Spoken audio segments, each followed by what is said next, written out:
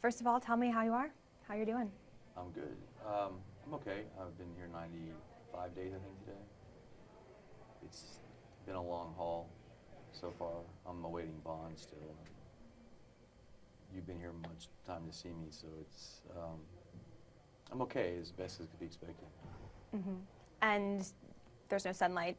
We talked about that. No, there's no sunlight here. I have not seen the sun since the sun went down on March 9th of this year. I have not seen the sun. He was touching the microphone when he said that. Oh, sorry.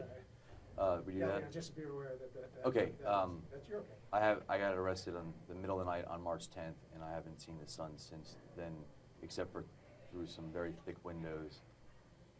That was the city jail, and once I arrived here, I think Saturday morning, I haven't seen the sun since. What's it like in here?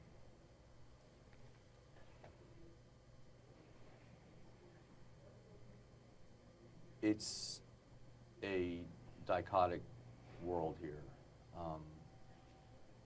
Most of the inmates are fairly cordial to each other and even friendly, and a lot of them know each other from the outside world. So it's calm a lot of the times. People playing cards and dominoes and having discussions and watching TV, but underneath there's a current of violence that can erupt at any instant.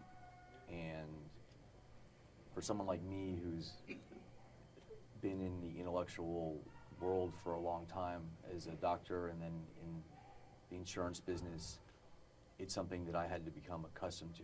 You know, when I get in disagreement with somebody at the hospital or at work, we have a discussion about it. Here, fists and other weapons come out very quickly and people get hurt. And it's not just like a little bruise here and there sometimes. They get very hurt.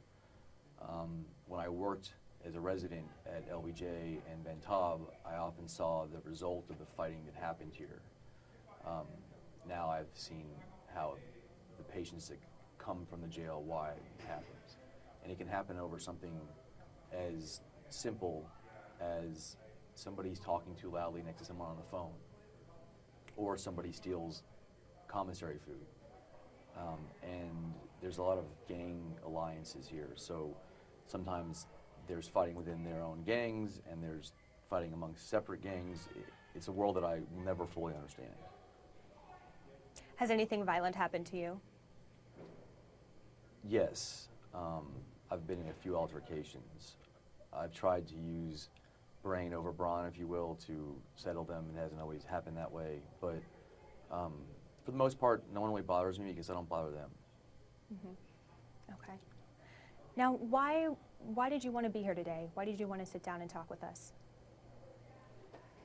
Well, first of all, I met you, and as I've told you privately, when this first all started, the media attention was very large, and everybody who came here, for the most part, tried to trick their way in, as my sister or my brother or my mother.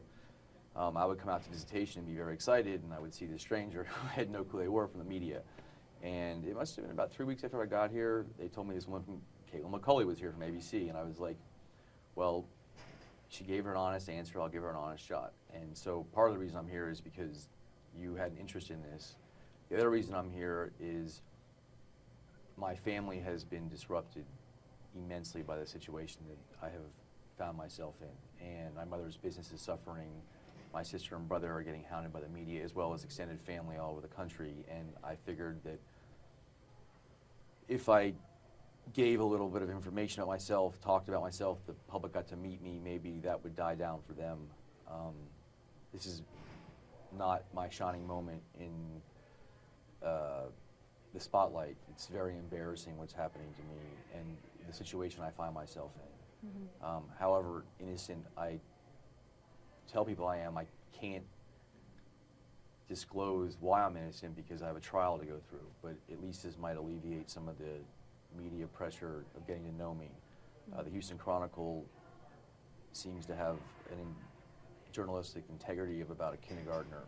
They can't even get my age right. So they printed an article this past Sunday. It says I'm 39 years old. I turned 40 on the 26th of May. Mm-hmm. And they have said a lot of disparaging things about me, and I think that it's unfair. I'm not this, greatest person in the world, but I certainly am not a villain that they've made me out to be. What do you want people to know about you? Help us understand. I really don't want people to know anything about me. I was happy in my little anonymous life that I was living with my family and the people that I love and care about in this world, and my friends, and going about my life sort of popular amongst the people I hung out with, if you will. But since I'm here, I guess I'd like people to know that, A, this is nothing that's a badge of honor for me to be going through. Like I said before, it's extremely upsetting. It's humiliating. And worst of all, it's affected my family. And so I'm a very driven, type A, alpha personality male, but I have a heart of gold. I would give my last dollar to someone if they needed it. If you interviewed the people upstairs, I have a lot more than a lot of people that are here. I order a tremendous amount of commissary. I think this morning I had 3 full bags show up, and I usually just give it away. I don't eat most of it. I love to work. I like to play. I'm an avid golfer and skier, and I work out a lot. I'm very close to my family. My father passed away when I was 13 years old.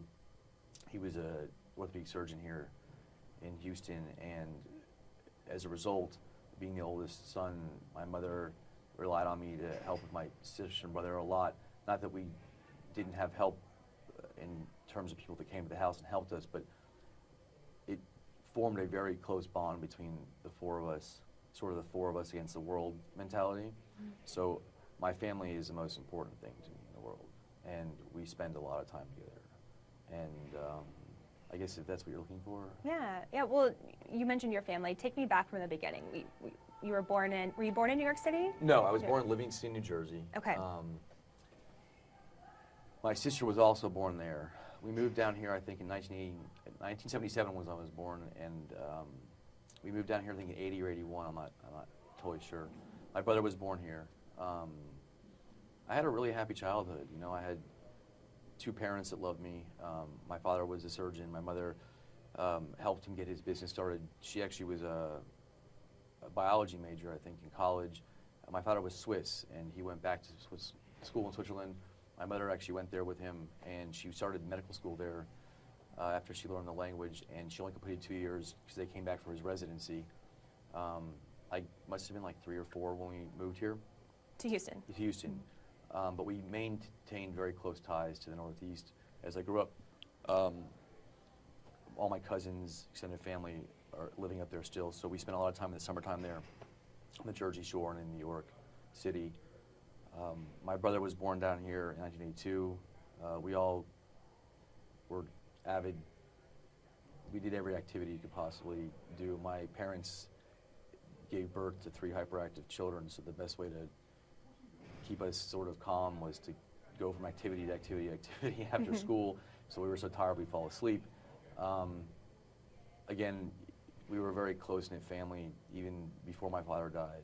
We went to grade school, elementary, and middle school here. My dad died when I was, I think, was in 6th grade, and by the time I was starting 8th grade, I kind of wanted to leave. My mom had got remarried to a man who she's been married to now for well over 20 years. My stepdad, who I love immensely, he's an amazing guy. But I just wanted to get out of Houston, and I went to boarding school at Phillips Exeter Academy in New Hampshire. After that, I went to college at the University of Texas, and I graduated in 2000. I started medical school shortly thereafter at St. George's, which is an international medical school. It's based out of Grenada in New York. I graduated in 2005, and I went to residency after that. My sister went to boarding school as well. She followed me to Exeter, then went to UT. She went to Baylor College of Medicine here, also did her training here in Houston. And my brother, he did not go to boarding school. He stayed here. he went to college, University of Texas. It was cool for a semester. We had all three of us were back together again. And then he is an engineer. He started medical school after he graduated, but after a couple of years realized he really didn't, his heart wasn't in it, so he went back to engineering. My mother was in law school when my dad died. She graduated on time and started a family law practice, and I think is one of the most respected family law attorneys here in Houston these days.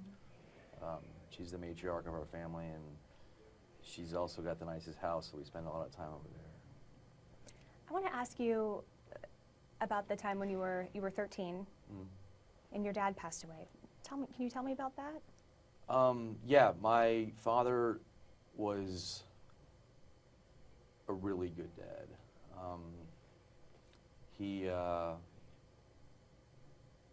worked very hard, but he never missed like events of ours. You know, he would operate at night or when he was on call, but he would always make it to soccer games or tennis matches. He played tennis at the University of Syracuse, actually. He was just a great guy. He got sick about when he was 40. He died when he was 44. We were all young. You know, we didn't get that he was sick because he never really slowed down. And the three of us, I don't know, my mother knew, we were shocked when he died. I was actually home alone with him when it happened. It happened right in front of me. I was homesick for the day, which if anybody's listening out there, if you're a doctor's child, you know you have to be on your deathbed to stay home from school because they always have a story. And the worst part was, as I grew up, I saw the same things in my kids. Well, I got this patient that's so sick, you should going to school. You know, how dare you say you're sick? But I was really sick that day, and I stayed home, and I was with him, and he just said he didn't feel well, laid down, and he was out. It is what it is. It wasn't the best experience of my life, but that's what happened. Were you home alone? I was. My mother had taken my sister and brother to school when that happened, and I called 911. They told me if I knew a CPR. I said yes. I had taken a lifeguarding course before that, and so I started CPR my dad as best as I could. The ambulance came, and then they started to work on him. I think the worst part of the whole day, something that I still remember very vividly now, is when my mother came home taking my kid's sister and brother to school, and the scream that she had when she came into their bedroom. I think she thought it was me that was sick at first, but then when she saw my father, it was heart-wrenching to hear her. They were very close, married couple.